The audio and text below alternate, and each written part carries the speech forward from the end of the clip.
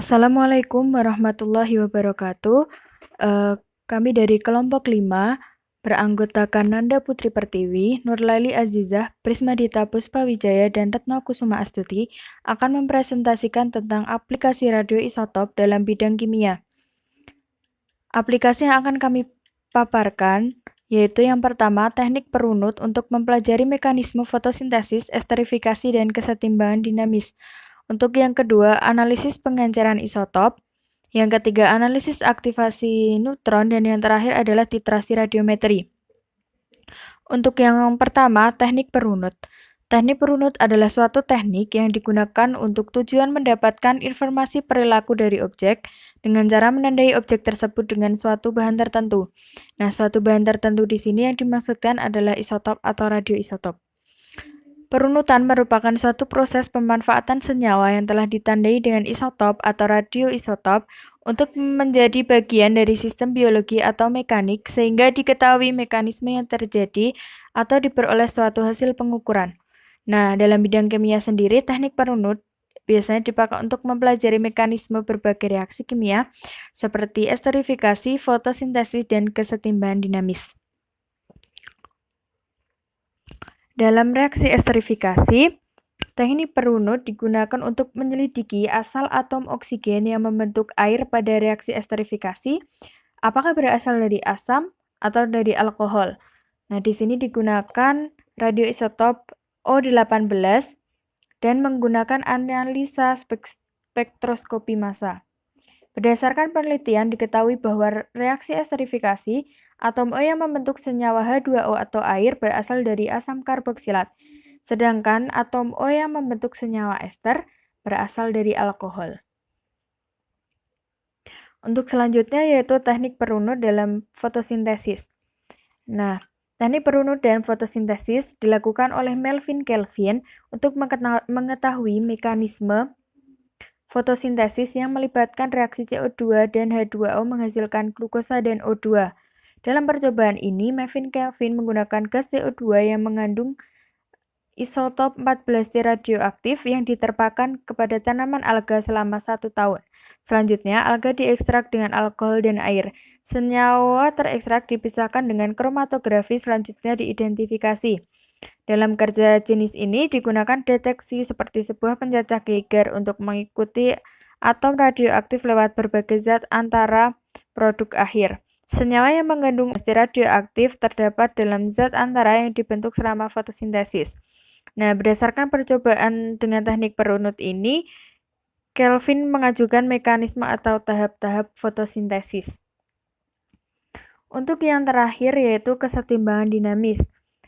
Kesetimbangan dinamis kimia bersifat dinamis, artinya bahwa dalam keadaan setimbang, reaksi tetap berlangsung dengan laju yang sama pada kedua arah. Hal itu dibuktikan dengan teknik perunut dengan menggunakan ioda radioaktif atau 131I. Persamaan dapat dilihat pada slide. Ke dalam tabung yang berisi PbI2 padat non-radioaktif ditambahkan larutan yang berisi ion ioda radioaktif hingga jenuh, mengkocok campuran dan membiarkan beberapa lama. Selanjutnya menyaring campuran dan mengeringkan endapan. Jika dianalisis, maka dalam padatan PbI2 akan terdapat PbI2 yang radioaktif. Hal ini menunjukkan bahwa dalam larutan jenuh terdapat keadaan kesetimbangan dinamis antara padatan dan ion-ionnya. Selanjutnya, analisis pengenceran isotop. Analisis pengenceran isotop digunakan untuk menentukan kadar suatu zat dengan cara menambahkan zat radioaktif yang sudah diencerkan ke dalam zat yang akan ditentukan kadarnya. Kadar zat yang dianalisis ditentukan dengan membandingkannya dengan larutan standar.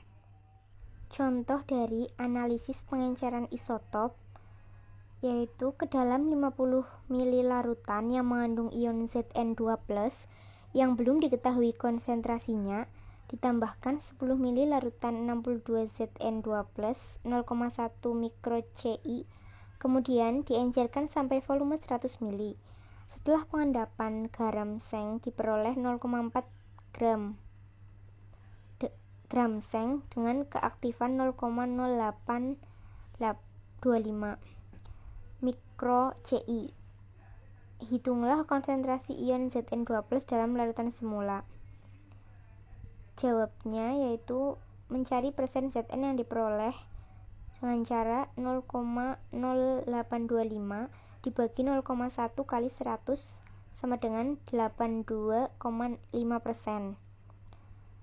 Jumlah seng dicari dengan 0,4 gram seng yang diperoleh dibagi 0,825 gram yang diperoleh per gram total menjadi 0,485 gram dengan mengabaikan berat 62 Zn2+ yang ditambahkan, maka konsentrasi Zn2+ dalam larutan semula yaitu 0,485 per 65,37 kali 0,05 menjadi 0,1484 molar. Selanjutnya, aplikasi radioisotop dalam bidang kimia yaitu analisis aktivasi neutron atau biasa disebut dengan AAN. Jadi, analisis pengaktifan neutron itu merupakan suatu analisis unsur dalam sampel yang didasarkan pada pengubahan isotop dari stabil oleh isotop radioaktif melalui suatu proses pemboman sampel oleh neutron atau proses pengaktifan neutron. Itu juga dapat diartikan sebagai proses reaksi inti di mana unsur-unsur yang semula tidak radioaktif berubah sifat fisiknya menjadi radioaktif sehingga dapat memancarkan radiasi. Contoh dari AAN ini adalah untuk menentukan logam berat Cd dalam sampel ikan laut. Sampel diradiasikan dengan neutron dalam suatu reaktor sehingga menjadi radioaktif. Salah satu radiasi yang dipancarkan adalah sinar gamma. Selanjutnya, sampel dicacah dengan spektrofotometer gamma untuk menentukan aktivitas dari unsur yang akan ditentukan. Kelemahan dari analisis aktivasi neutron ini yang pertama itu tidak dapat membedakan berapa valensi unsur yang terdeteksi.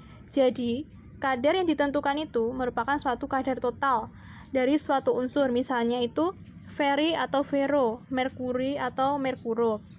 Unsur yang berhasil dideteksi oleh teknik AAN ini adalah unsur-unsur yang mempunyai waktu paruh yang panjang.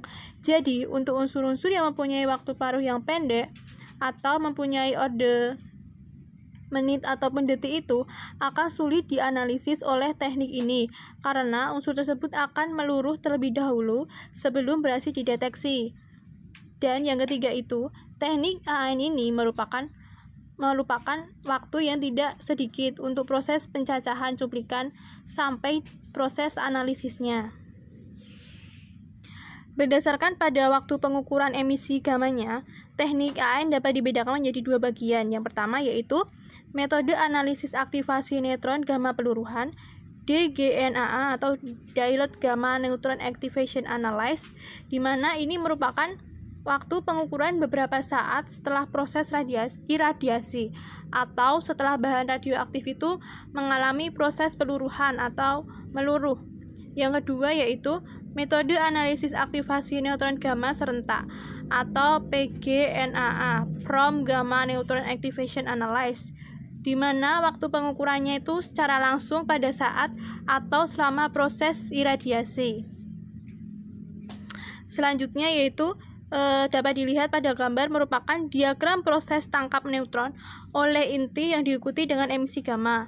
Jadi untuk konsep dasar PGNAA adalah reaksi tangkapan neutron termal yang berasal dari interaksi antara neutron dengan inti atau materi.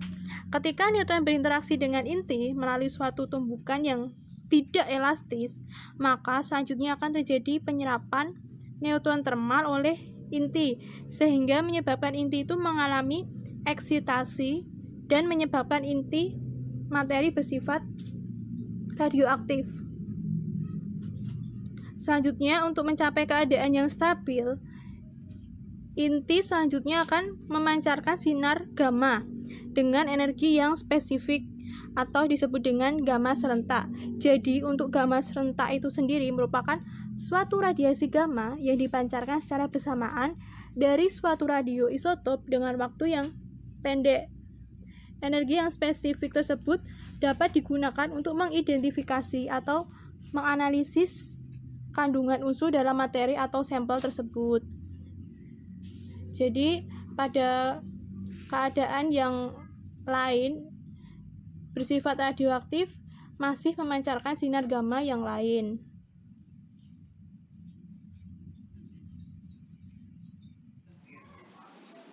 Selanjutnya itu adalah analisis titrasi radiometri, di mana pengertian dari analisis titrasi radiometri adalah cara analisis kimia untuk unsur atau zat tak radioaktif dengan jalan penambahan zat radioaktif, dan analisis radioaktif ini digunakan untuk kadar zat yang sangat rendah dalam suatu campuran.